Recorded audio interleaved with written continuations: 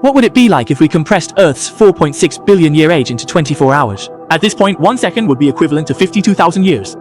Let's assume at midnight, Earth was born from a cloud of gas and dust. At 12:06 a.m., Earth collides with the planet Theia, and after the debris condenses, the Moon is born. At 1:45 a.m., the atmosphere stabilizes, and Earth experiences a rain that lasts millions of years, forming the most primitive oceans. At 2:50 a.m., self-replicating organic macromolecules appear on the ocean floor and miraculously evolve into life. At 10:15 a.m., cells begin to develop the ability similar to photosynthesis. It is not until 5 p.m. that multicellular organisms appear in the oceans. At 8:15 p.m., marine plants begin to migrate to land, and by 9:05 p.m., during the Cambrian period, Earth experiences a great explosion of life. But by 9:22 p.m., due to a sharp drop in Earth's temperature, the first mass extinction occurs. At 9:42 p.m., life development flourishes once again.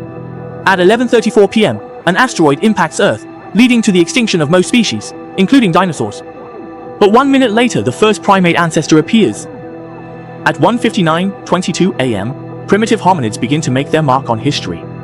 And at 1:59:45 a.m., Homo erectus learns to use fire, standing out among many animals. At 11:59:58 p.m., modern humans with cognitive abilities begin to appear on the African continent. In the last 0.1 second, the first human civilization emerges in Mesopotamia. In the final 0.01 second, humanity begins to enter modern society. In the 4.6 billion years since Earth's formation, it is undeniable that we are the fastest developing species, and also the one causing the most harm to the planet. In the long river of history, human civilization is just a fleeting moment, and we have nothing to be proud of. Perhaps the next reshuffling is underway,